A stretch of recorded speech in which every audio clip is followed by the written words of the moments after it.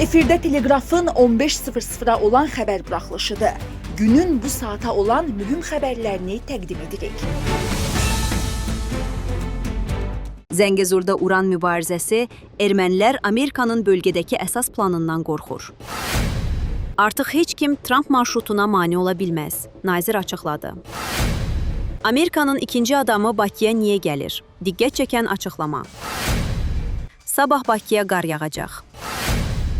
Trump marşrutu layihəsinin Zəngəzur dəhlizi məqsədlərindən biri, Sünikin Zəngəzurun minerallarını, o cümlədən uran mədənlərini nəzarətdə saxlamaqdır. Bu iddia ilə erməni politoloq Vahid Davtyan çıxış edib. Davtyan erməni geoloq Petros Aloyanın 2010-cu ildə nəşr olunmuş kitabında əks olunan Ermənistanın uran və minerallarla zəngin ərazilərinin qrafiki paylaşıb. Bildirib ki, Amerika bu minerallar üzərində nəzarətə can atır. Amerika Birləşmiş Ştatlarının məqsədlərindən biri nüvə enerjisinin inkişaf etdiyi Çin və Rusiyadan geri qalmamaqdır.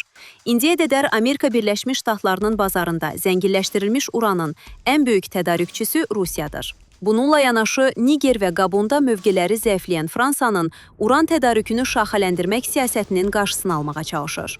Trump marşrutu layihəsi Avropa bazarına müstəmləkə zonası kimi baxır. Ümumiyyətlə, çoxsaylı logistika, enerji, mədən və hərbi siyasi məsələlərin həllinə imkan verən Avropa-Qafqaz-Asiya beynəlxalq dəhlizində Vaşinqtonun mövcudluğunu təmin edir.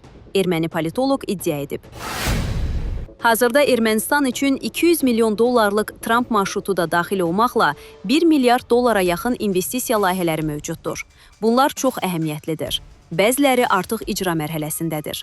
Telegraf xəbər verir ki, bunu Ermənistanın iqtisadiyyat naziri Gevorg Papoyan deyib. Amerika Birləşmiş Ştatlarının Ermənistanın cənubunda uran mədənləri ilə maraqlandığı barədə iddiaya nazir belə cavab verib. Bu, Ermənistan tarixi üçün misilsizdir. Yeni investisiya layihələri mümkündürmü? Əlbəttə, bunlar istədiyimiz və görmək istədiyimiz layihələrdir. Amerika Birləşmiş Ştatlarının vitse-prezidenti James David Vance gələcək, danışıqlar aparılacaq. Digər detallar və uran məsələsinə gəlincə, bu barədə məlumatlı deyiləm. Ermənistanda Amerika Birləşmiş Ştatları modeli üzrə modul atom elektrik stansiyasının inşa olmayacağı barədə danışıqlarla bağlı Papoyan qeyd edib ki, müxtəlif ölkələrlə, o cümlədən Amerika ilə müzakirələr aparılır. İqtisadiyyat naziri barədə söyləyib. Trump marşrutu layihəsi artıq irəli gedir. Heç kim ona mane ola bilməz. Rusiyanın Trump marşrutu layihəsində iştirak edib etməyəcəyi barədə Gevorg Papoyan vurğulayıb. Trump marşrutu layihəsində iki tərəf var, Amerika və Ermənistan. Amerika Birləşmiş Ştatlarının vitse-prezidenti James David Vance'ın Azərbaycan və Ermənistana gözlənilən səfəri həm istiqamətləri, həm də səfərin özü ilə diqqət çəkir. Vance fevralın 9-da İrəvanda, bir gün sonra Bakıda olacaq. Səfərin məqsədi Amerika Birləşmiş Ştatlarının keçən il Ağ Evin vasitəçiliyi ilə əldə olunmuş Azərbaycan və Ermənistan arasında sülh razılaşmasına dəstəyini yenidən təsdiqləməkdir. Səfərin əhəmiyyətini şərh edən Amerika Birləşmiş Ştatları Dövlət Departamentinin sabiq əməkdaşı Paul Goebel bu mənada geniş regional konteksti vurğulayıb. Azərbaycan və Ermənistan Amerika Birləşmiş Ştatları üçün getdikcə daha əhəmiyyətli olur. Təkcə ona görə yox ki, hər iki ölkə Moskvadan uzaqlaşıb və Trump marşrutu layihəsini dəstəkləyir. Həm də ona görə ki, İran ətrafındakı gərginlik şübhəsiz Cənubi Qafqaza da təsir edəcək. Vance'in səfəri bu baxımdan təkcə protokol xarakteri daşımır, həm də bölgədə sabitliyi gücləndirmək məqsədi daşıyır.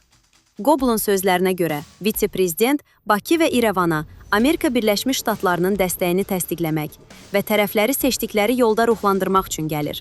Regionun cənubundakı qeyri-sabitlik, şimalda təhlükəsizlik hesablamalarına tez bir zamanda təsir göstərə bilər.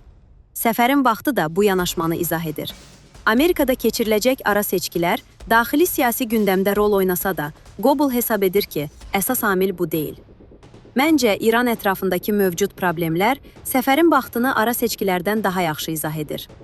Mənbə qeyd edib ki, James David Vance, Amerika Birləşmiş Ştatlarının bir sıra vacib seçki bölgələrindəki əhəmiyyətli erməni seçici kütləsini və öz siyasi ambisiyalarını nəzərə alaraq mümkün daxili siyasi təsiri də anlayır. Sülh sazişinin pozulması halında Vaşinqtonun reaksiyası ayrıca məsələdir. Post-münaqişə mühitində də qarşılıqlı ittihamlar baş verir. Cənubi Qafqaz da istisna deyil. Vaşinqton yaxşı bilir ki, hər iki tərəf 2025-ci ilin avqustunda Trump vasitəsilə əldə olunmuş razılaşmanın pozulmasında bir-birini ittiham edəcək, Gobel vurğulayıb. Onun sözlərinə görə, Amerika Birləşmiş Ştatlarının məqsədi təkcə qiymətləndirmə aparmaq yox, həm də belə ittihamların açıq eskalasiyaya çevrilməsinə imkan verməməkdir. Analitikin fikrincə, məsələ vəziyyətin idarə olunmasıdır. Sazişi qoruyub saxlayan hər iki tərəfi Amerika Birləşmiş Ştatlarının dəstəyi ilə təmin etməkdir. Beləliklə, Vensin səfəri təkcə protokol xarakteri daşımır. Amerika Birləşmiş Ştatlarının Cənubi Qafqazda sabitliyin qorunması və təsirinin möhkəmləndirilməsi strategiyasının tərkib hissəsi kimi qiymətləndirilir. Xüsusilə bölgədə artan qeyri-müəyyənlik şəraitində. Azərbaycanda fevralın 10-da qar yağacağı gözlənilir. Bu barədə Milli Hidrometeorologiya Xidmətindən məlumat verilib. Bakıda və Abşeron yarımadasında bəzi yerlərdə arabir yağıntılı olacağı, sulu qara keçəcəyi gözlənilir. Gün ərzində ayrı-ayrı yerlərdə intensiv olacağı ehtimalı var.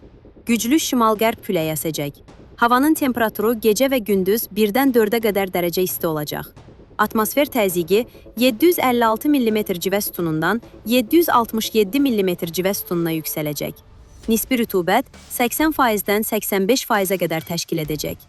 Azərbaycanın rayonlarında bəzi yerlərdə arabir yağıntılı olacağı, qar yağacağı gözlənilir. Ayrı-ayrı yerlərdə intensiv olacağı ehtimalı var. Bəzi yerlərdə arabir duman olacaq. Qərb küləyi ayrı-ayrı yerlərdə arabir güclənəcək. Havanın temperaturu gecə 0-dan 5-ə qədər, gündüz 5-dən 8-ə qədər dərəcə isti, dağlarda gecə 3-dən 8-ə qədər dərəcə şaxta, gündüz 0-dan 3 dərəcə şaxta olacaq. Gecə və səhər əsasən dağlıq və dağ ətəyi rayonlarda yolların buz bağlayacağı ehtimalı var.